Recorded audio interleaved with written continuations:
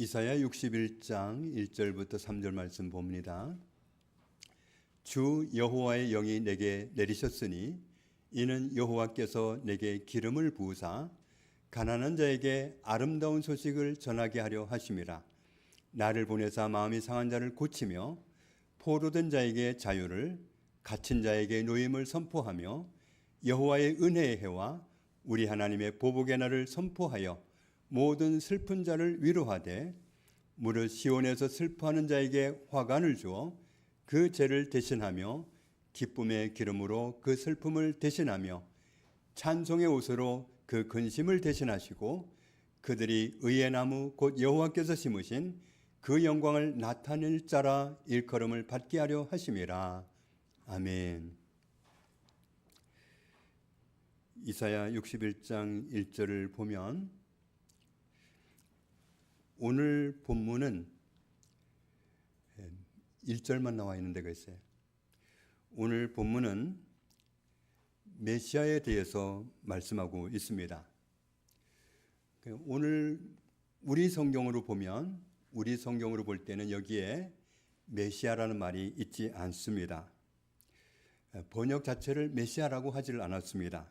그러면 무엇을 보고 이 말씀은 메시아에 대해서 말씀하고 있다고 할 수 있느냐?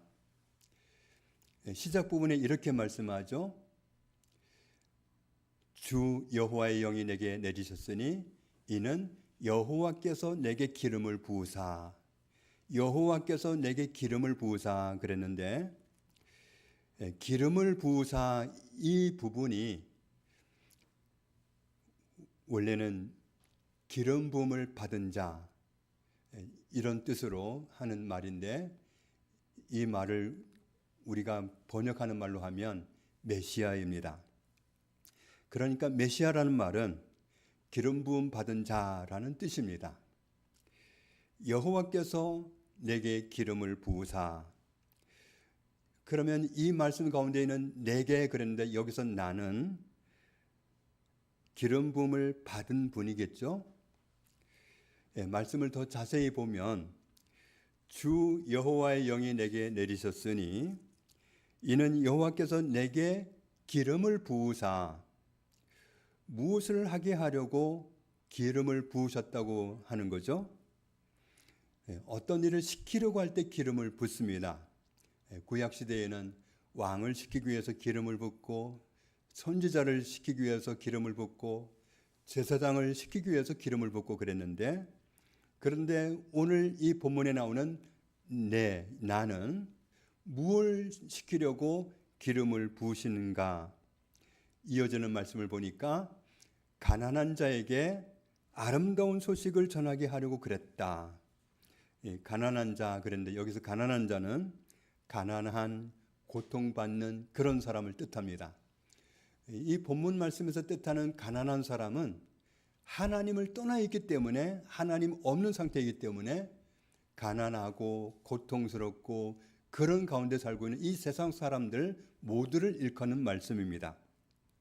그런 사람들에게 아름다운 소식을 전하게 하려 하심이라 그랬는데 여기서 아름다운 소식이라 그랬는데 원어로 보면 소식을 가져오다, 소식을 전하다, 좋은 소식을 가져오다, 좋은 소식을 전하다 그런 뜻입니다. 아름다운 소식이라고 번역을 했는데 좋은 소식을 전하게 하려고 하나님이 나에게 기름을 부으셨다. 또 나를 보내사 마음이 상한 자를 고쳐주고 또 포로된 자에게 자유를 주고 갇힌 자에게 노임을 선포하고 그리고 여호와의 은혜의 해를 선포하게 하려고. 여호와의 은혜의 해라고 하는 것은 이스라엘 백성들에게는 아주 익숙한 말입니다. 어떤 경우에 쓰느냐 하면 살아가다가 이 경제적으로 어려워지고 어떤 큰 문제가 가문에 닥쳐가지고 가정에 닥쳐서 아무리 청산을 하려도 청산이 되지 않습니다. 돈도 바닥나고 가지고 있는 땅도 다 팔아가지고 갚아도 갚아지질 않습니다. 그럴 땐 남는 게 몸이니까 종으로 팔려가는 겁니다. 종으로 팔려가면 그때부터는 남의 집에서 종살이를 하는 거죠. 그러다가 50년이 되면 희년이라고 합니다. 희년이 되면 이스라엘 전국에서 나팔 소리가 울립니다. 희년의 나팔 소리입니다. 그 희년의 나팔 소리가 울리면 종으로 팔려갔던 사람이 다 자기 집으로 돌아갑니다. 자기 땅을 회복하고 자기 가족을 회복하고 그렇게 돌아갑니다. 그 기쁨의 날이 바로 희년인데, 이 기름 부음을 받으신 분이 오시면 여호와의 은혜의 해를 선포하신다. 이제는 돌아가라. 이제는 집으로. 이제는 하나님께로. 그렇게 선포하는 은혜의 해가 선포되고 하나님의 보복의 날을 선포하신다. 억울하게 했던 모든 사람을 하나님이 보복하시는 그 보복의 날을 선포하시고 모든 슬픈 자를 위로하시고 이런 은혜가 임하게 된다. 또 하나님의 기름 부음 받은 그분이 오셔서 하시게 되는 일이 뭐냐 하면 슬퍼하는 사람이 기뻐하는 사람이 되게 하시고 근심 가운데 있던 사람이 찬송하는 사람이 되게 하시고 그래서 우울 모두가 기쁨 모두가 되고 절망 모두가 찬송 모두가 되고 그렇게 바꾸신 일을 하시게 된다. 하나님으로부터 기름 부음을 받은 분이 오시면 그런 일을 하게 된다고 말씀하십니다. 하나님이 기름 부어 보내시는 분이 오시면 이런 일을 행하신다고 하셨는데, 그래서 여기서 기름 부음 받은 자를 아람어로 말하면 메시하, 얼핏 들으면 메시아로 들리죠. 메시하. 히브리어로는 마시아흐, 헬라어로는 메시아스, 한국말로 음역해가지고 메시아가 되는 겁니다. 오늘 본문은 하나님이 기름 부어서 그 기름 부음을 받고 오시는 분이 이 세상에 오시면 슬픔과 절망에 갇혀있던 사람들을 해방시켜 주시는 일을 하게 된다고 말씀하고 있습니다.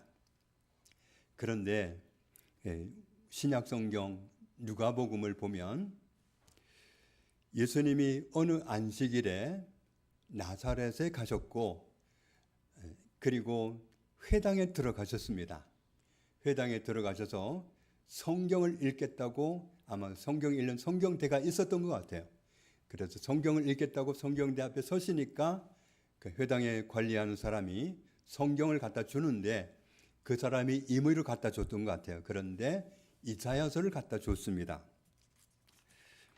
당시에는 성경이 지금처럼 책으로 되어 있는 게 아니라 인쇄술이 발달되어 있지 않는 시대였기 때문에 두루마리로 기록되어 있는 건데 이사야서는 좀 기니까 두루마리가 아마도 커다랗게 되어 있었을 것 같습니다.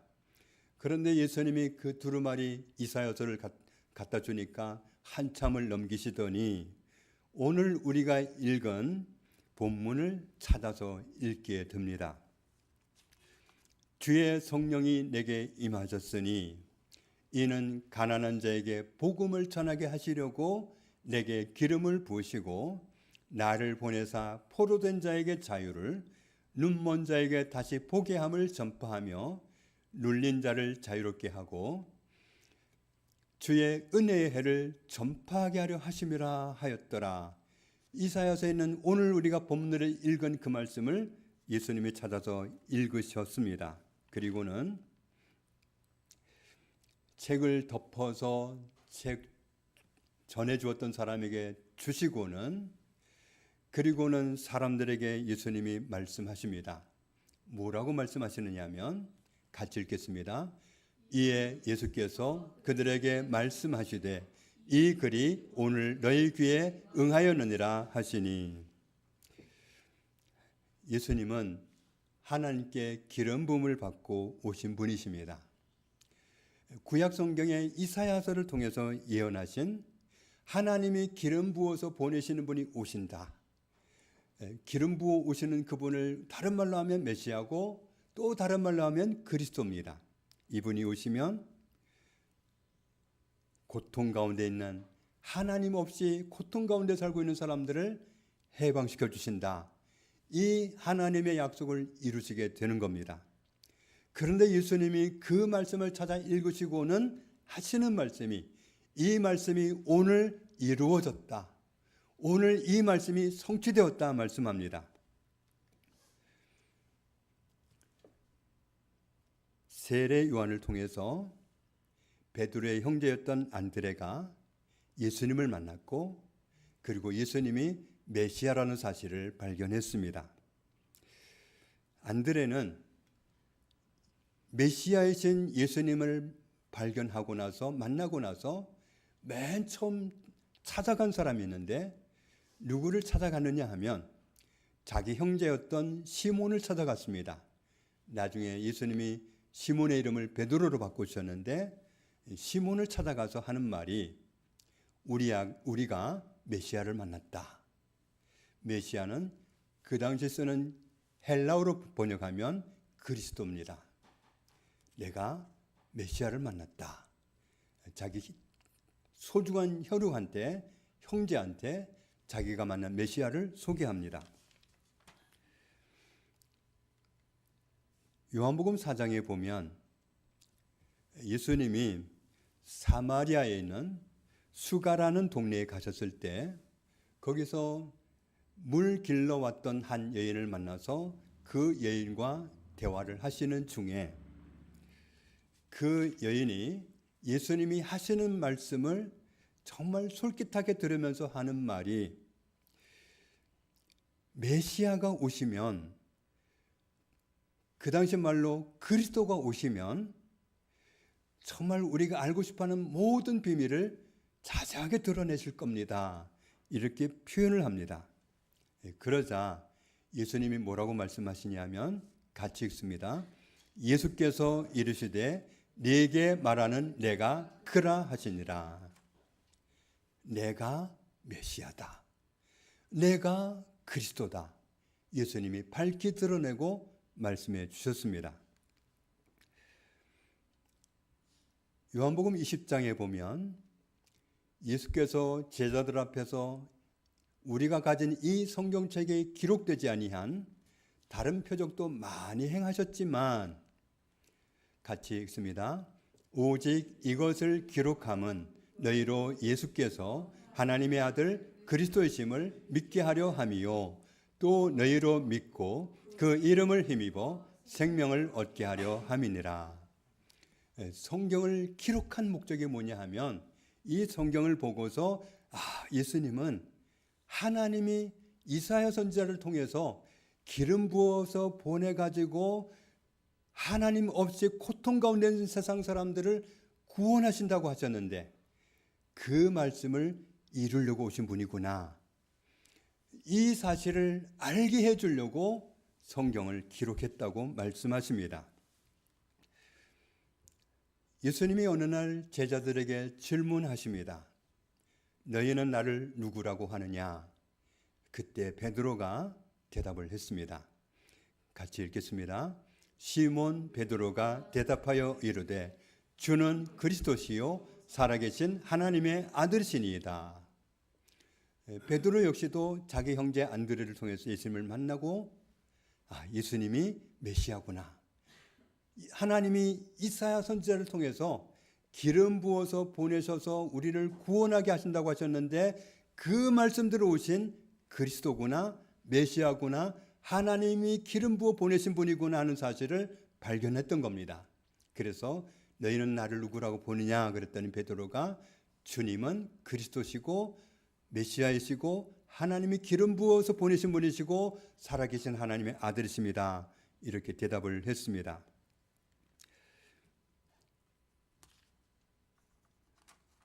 베드로가 대답을 잘못했더라면 예수님이 그 대답을 수정해 주셨을 텐데, 그렇게 하지 않으시고 네가 정말 복 있는 사람이다, 나를 메시아로 그리스도로 하나님이 기름 부어서 너희를 구원하라고 보내신 분으로 안다는 것은 하나님이 내게 이것을 알게 해주셨으니 너는 복 있는 사람이다 칭찬을 하셨습니다.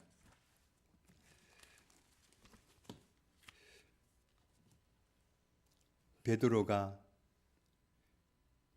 이스라엘 백성들 앞에서 설교를 하는 과정에 나온 말씀입니다. 그런즉 이스라엘 온 집은 확실히 알지니 너희가 십자가에 못 박은 이 예수를 하나님이 주와 그리스도가 되게 하셨느니라.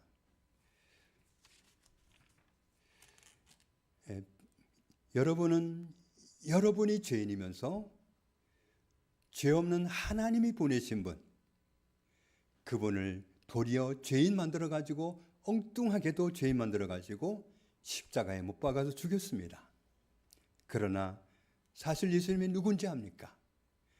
하나님이 이사야 선지자를 통해서 내가 기름 부어서 보낼 그가 너희를 구원하리라고 하셨던 그 기름 부음 받고 오신 분이 이분입니다. 예수님이 그리스도입니다. 예수님은 사실 우리를 지으신 우리의 주인 되시는 분이시고 하나님이십니다. 라고 증거를 했습니다.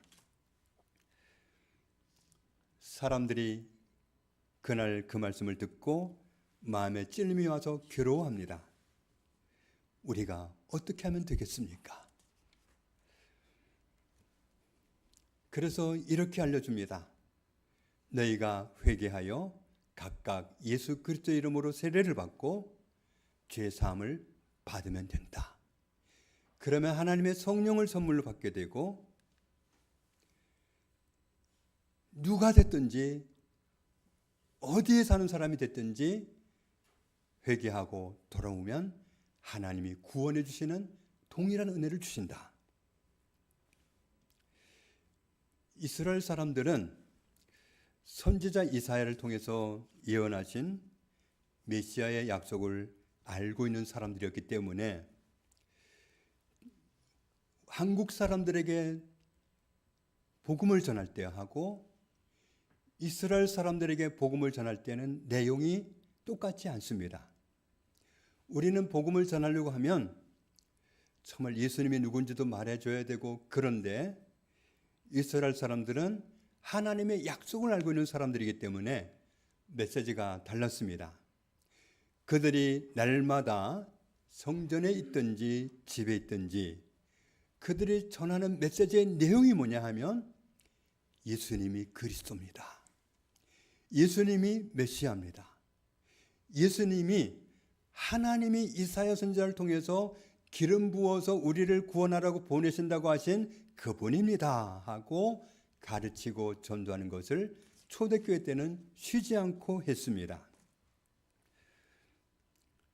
예수님은 선지자 이사야를 통해서 예언된 대로 슬픔과 절망에 갇혀있는 모든 사람들을 해방시켜 주시고 하나님으로부터 그 일을 이루라고 보냄을 받고 오신 하나님의 기름 부음을 받으신 그리스도 메시아이십니다.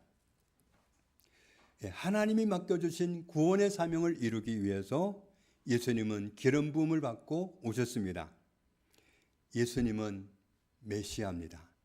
예수님은 그리스도입니다.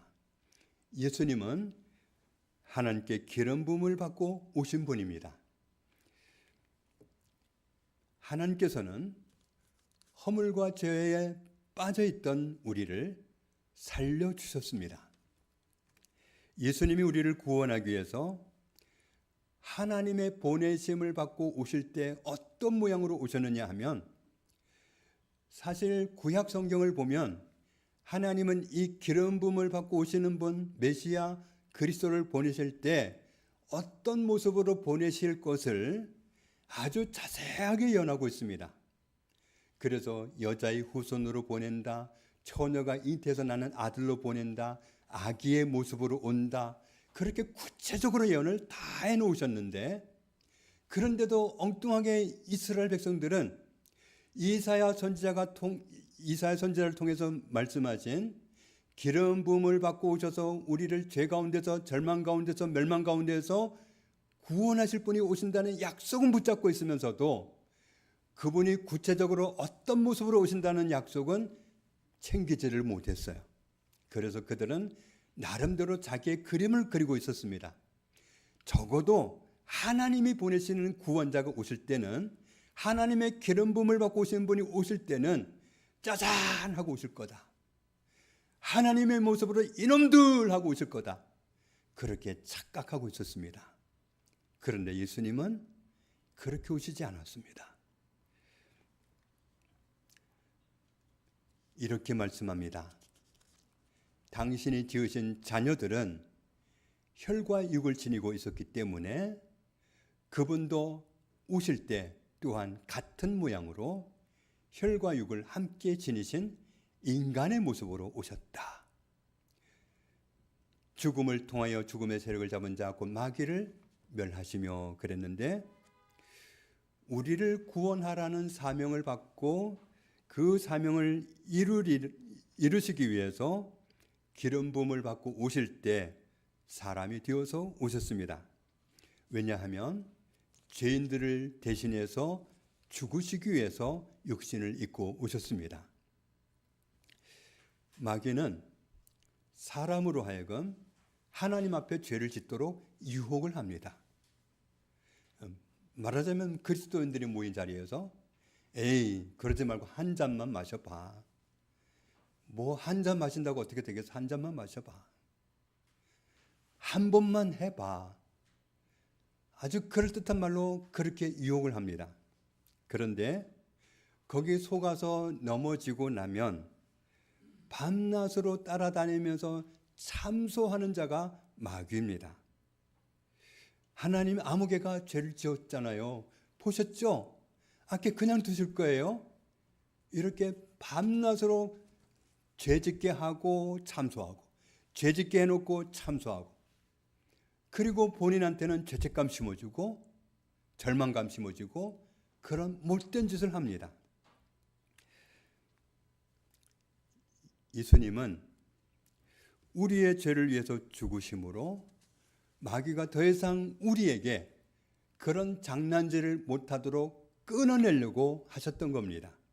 그리고 죽음을 무기 삼아서 괴롭히는 마귀에게서 해방시켜 주시려고 육신을 입고 오셔서 우리의 죄를 위해서 몸으로 우리 죄를 감당하셨습니다. 그래서 이렇게 표현하는 거죠. 친히 나무에 달리셨다. 그래서 그분의 몸으로 우리 죄를 담당하신 거다. 그래서 그날 우리로 죄에 대해서 죽고 의에 대해서 산 사람이 되게 하려고 그렇게 하신 거다. 예수님은 입고 오신 육신으로 우리 죄를 담당하고 죽으셔서 우리 죄 문제를 해결하시고, 죄가 있으면 마귀가 우리를 괴롭히니까 마귀와 우리 사이를 더 이상 관련이 없도록 끊어놓으시는 일을 해 주셨습니다. 예수님은 태초부터 계시는 하나님이십니다. 그런 하나님이 몸으로 우리 죄를 대신 해결해 주기 위해서, 몸으로 우리 죄를 위해서 대신 죽어주시기 위해서 몸을 입고 오셨습니다. 그런데 하나님이신 예수님 안에 뭐가 있느냐 하면 그 안에 생명이 있었으니, 예수님 안에 생명이 있다, 생명이 있었다. 여기서 말씀하는 생명은 계속 말씀드리듯이 영원히 사는 생명입니다. 이 땅에서도 생명 있는 사람이 살아갑니다. 생명 없는 사람은 산 사람도 아니고 살 수도 없습니다. 여기서 말씀하는 생명은 영원히 사는 생명인데, 영원히 사는 생명이 그분 안에, 하나님 아들 안에, 예수님 안에 있었으니, 그런데 그 생명이 있으면 그 생명은 빛이 됩니다. 예수님을 받아들이면 빛이 받아들여진 겁니다. 영원히 사는 생명이 있으면 나중에 어떻게 되느냐 하면, 하나님 나라에 있는 생명책에 내 이름이 올라가 있고, 하나님 나라 생명책에 내 이름이 기록된 사람이 이 세상을 떠날 때 하나님 나라로 들어갑니다. 교회 다니는 사람이 그곳에 가는 게 아니라 하나님 나라에 있는 생명책에 이름이 올라 있어야 갑니다. 대한민국의 생명책은 호적이라고 부르는데 거기에 내 이름이 있어야 내가 모든 권리를 보장받고 보호를 받으면서 살아갈 수 있듯이 하나님 나라에 내 이름이 기록되어 있어야 그곳에 갈 수 있습니다. 다시 보면 예수님 안에 생명이 있습니다. 영원히 사는 생명입니다. 교회를 다니면 하나님 나라에 들어가는 게 아니라 생명이 있어야 하나님 나라에 들어갑니다. 같이 읽습니다. 또 증거는 이것이니 하나님이 우리에게 영생을 주신 것과 이 생명이 그의 아들 안에 있는 그것이니라. 아들이 있는 자에게는 생명이 있고 하나님의 아들이 없는 자에게는 생명이 없느니라. 같이 읽습니다. 내가 하나님의 아들의 이름을 믿는 너희에게 이것을 쓰는 것은 너희로 하여금 너희에게 영생이 있음을 알게 하려 함이라. 여기 컵이 있습니다. 보물이 있는데 보물이 컵 안에 있는 거죠. 이 컵 안에 있는 보물을 손을 대지 말고 가져가도 된다고 하면 어떻게 가져가면 될까요? 이 보물에 손을 대면 안 됩니다. 보물에 손을 안 대고 보물을 가져가려면 어떻게 하면 되죠? 컵을 들고 가면 됩니다. 예수님이 계십니다. 생명이 있습니다. 그런데 생명이 어디에 있다고 했죠? 예수님 안에 있습니다. 이 생명은 영원히 사는 생명이니까 이 생명을 가지면 영원히 삽니다. 그런데 이 생명을 손을 대지 말고 가져가라고 하면 어떻게 가져가면 되겠습니까? 예수님을 가져가면 됩니다. 예수님을 받아들이면 됩니다. 그러면 영원히 사는 생명을 소유하게 된다는 말씀입니다. 그래서 예수님을 영접하면, 예수님을 가져와 버리면 예수님 안에 있는 생명이 같이 가져간 게 되니까 생명이 있어서 하나님의 자녀가 됩니다.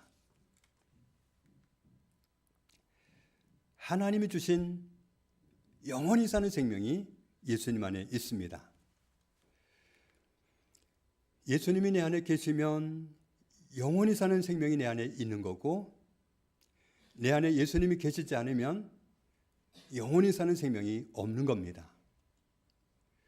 나중에 하나님 앞에 가야 될 때, 하나님 나라 들어가고 싶을 때, 나 은혜교회 20년 다녔어요.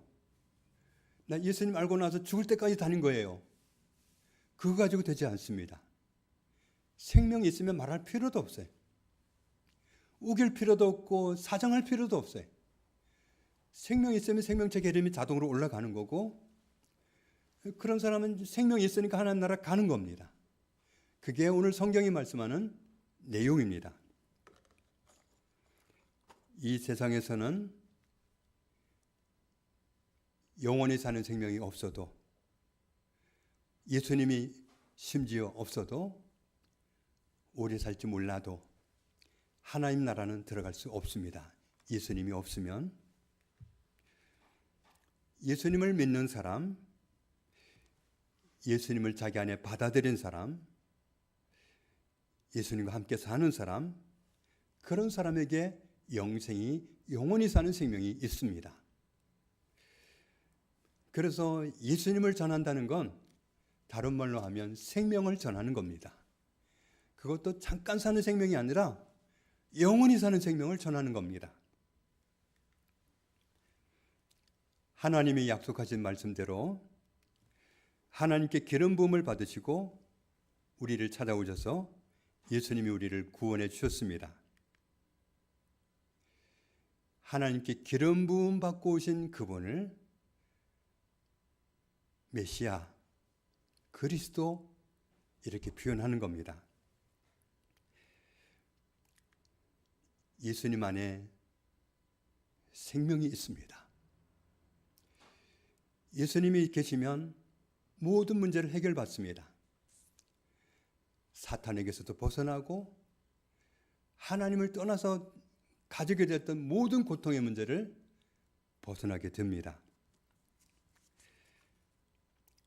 예수님이 생명이기 때문에, 예수님 안에 생명이 있기 때문에 예수님이 내 안에 계시면 생명이 있는 사람입니다. 내 안에 예수님이 계시지 않다면 영원히 사는 생명이 없습니다.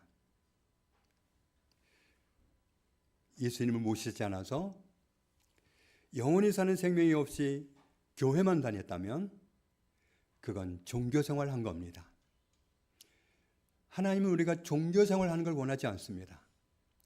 같이 교제하는 걸 원하시고 같이 살아가는 걸 원하십니다. 눈 떠서도 대화하기를 원하시고, 출근 준비하면서도 대화하기를 원하시고, 밥 먹으면서도 대화하기를 원하시고, 가족은 늘 대화하잖아요. 하나님이 우리와 그렇게 하기를 원하십니다. 출근하면서도 대화하고, 근무하면서도 대화하고, 퇴근하면서도 대화하고, 집에 와서도 또 정말 대화하고, 그렇게 가족으로 함께 살아가는 것, 하나님이 그것을 원하십니다. 예수님이 길입니다. 예수님이 진리입니다. 예수님이 하시는 말씀과 반대되는 것은 다 가짜입니다. 예수님이 진리이기 때문에 예수님이 생명입니다. 예수님이 계시면 생명이 있는 겁니다. 예수님이 없으면 생명 없습니다. 다른 이름은 없습니다. 다른 종교도 소용없습니다. 오직 예수님입니다. 하나님이 우리를 구원하게 하신 이름, 생명을 소유하게 하신 이름은 예수님밖에는 없습니다. 성경 어디를 봐도 없습니다. 있다면 다 지어낸 거고 장난질한 겁니다.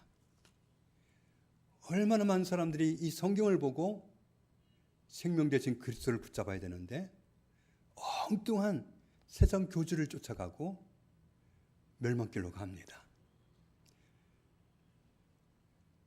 하나님 앞에 이르는 그날 땅을 치고 후회한들 소용이 없습니다.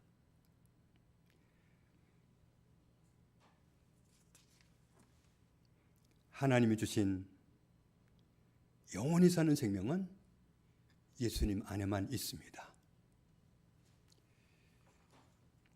예수님 모시고 있는 사람에게만 영원히 사는 생명이 있습니다.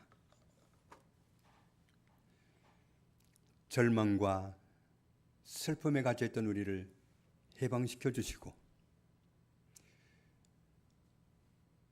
마음 상한 것을 다 고쳐주시고 포로되었던 데서 자유를 주시고 갇혀있던 데서 노임을 주시고 그 모든 은혜를 누리게 하시려고